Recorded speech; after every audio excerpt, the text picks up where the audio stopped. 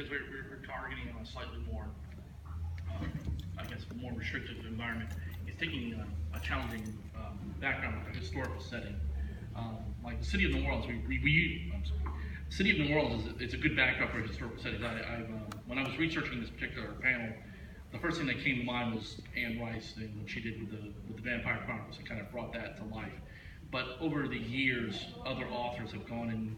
Some authors have created a fictional town, but based in contemporary times, whereas other authors have taken their hometown of, let's say, St. Louis or Boston or San Francisco, and added supernatural elements or fantasy elements to that. I mean, the Shannara series are set very much in the future, and yet it takes place on the west coast of the United States.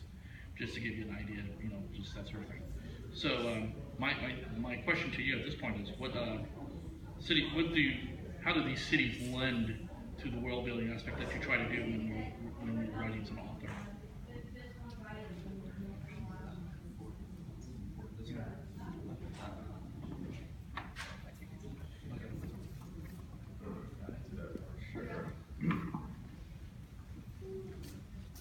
Okay, can you repeat what the question was? Why do cities like, New Orleans, Boston, a historical city, an actual city itself, lends itself to the framework of building that part of the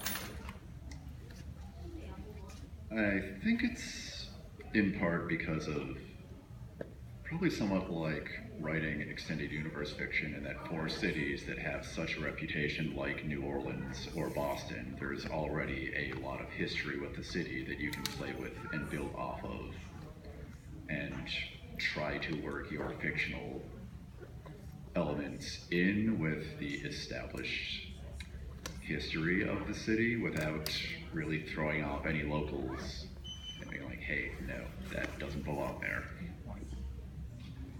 I'm always going to be really happy with the way it worked out in one series where I've done this the most was my Firebird series, which was about a girl who's chasing her father's killer through alternate dimensions. And she could find herself, on any continent, in any city. Technology levels might be different, etc. And so I got to have things that were set in London and St. Petersburg, on a space station, etc. And I would work really hard to try and get the details right, but I always knew that if it was wrong, I could go, well, that's how it is in that universe. So that let me pull everything I wanted to pull, but have the liberty not to worry too much, which of course. The power of fiction, yeah. And then in a less literal way, one thing, and writing, I have a Star Wars book coming out in September, Leia, Princess of Alderaan, and one of the things, obviously that universe is built, but when you get to write in it, you get to create some bits of it.